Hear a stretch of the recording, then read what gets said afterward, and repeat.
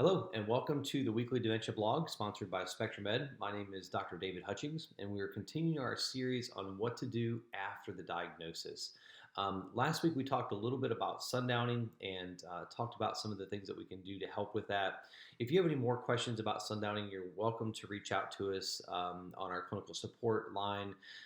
It certainly is something that most of our patients go through. I think the percentage is like 66% of our patients. So it's something that a lot of us have challenges with.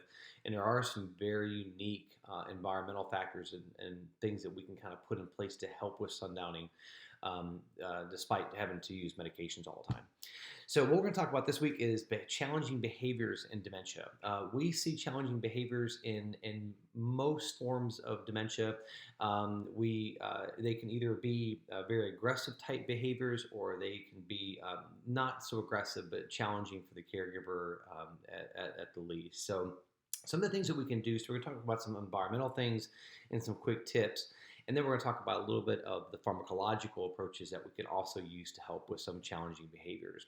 Number one is I always look for a trigger. Typically, there is some type of trigger. It could be a person, it can be the spouse, it can be a room, it could be a time of day. So looking for the trigger and trying to make sure that we try to remove that trigger, or at least identify that that can be a trigger.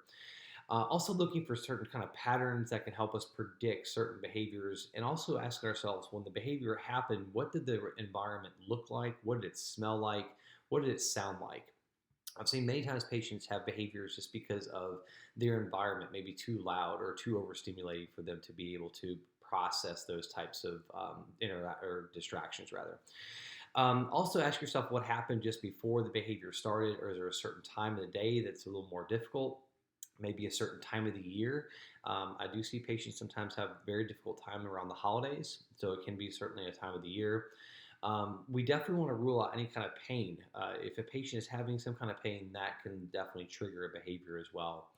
We want to try to redirect them as much as possible. Use a gentle tone, use a gentle reassuring touch, and definitely validate their feelings. We don't want to argue with the patient because that's going to make it much, much worse.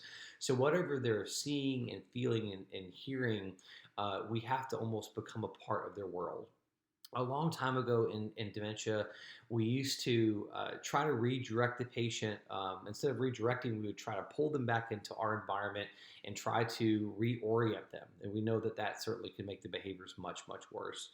So identifying that trigger, validating their feelings, definitely trying to calm the environment as much as possible. The use of music is very helpful. Music that is geared towards that patient, and then also trying to shift to a different activity.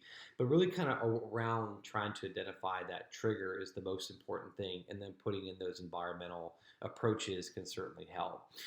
Now, in terms of a pharmacological approach, we definitely kind of want to use both of these if we can. We have Seroquel is one of the great medications to help with behaviors. I know I talked a little bit about sundowning yesterday as well, and that can help a lot with the anxiety that comes around with some of the behaviors that we see. And we definitely want to go with a low dosage, maybe once in the evening or around the time of that behavior, or sometimes we do it in the morning and in the evening to help with a lot of that anxiety. If some of this is also impacting sleep, trazodone is very helpful as well in this patient population.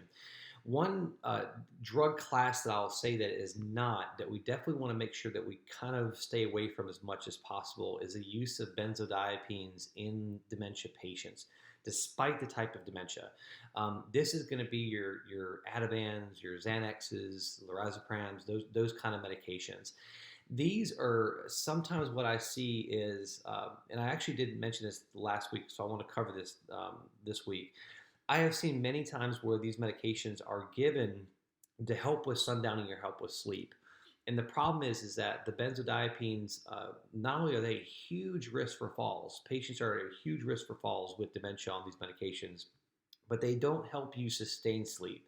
So what happens is that they're fast acting, and then what happens is that it kicks in, within 30 minutes or so, 15 to 30 minutes. And once the medication is then metabolized in the system, I've seen patients start to wake up and then stay up and have insomnia issues. So the use of Seroquel and trazodone are certainly well proven in the dementia population. So once we identify the trigger, we understand when the medication should be given, an appropriate dosage so we don't make them a bobblehead and make them too drowsy. And then also putting in a lot of the environmental pieces can certainly help with behaviors. Again, this is a huge burden for the patient and also the caregiver and healthcare practitioners. So, if you want to talk specifically about an actual patient with behaviors, I'm more than happy to chat with you about that. Next week, we're going to continue our series on what to do after the diagnosis. So, we'll continue our discussion on that, and I certainly look forward to it. Thank you.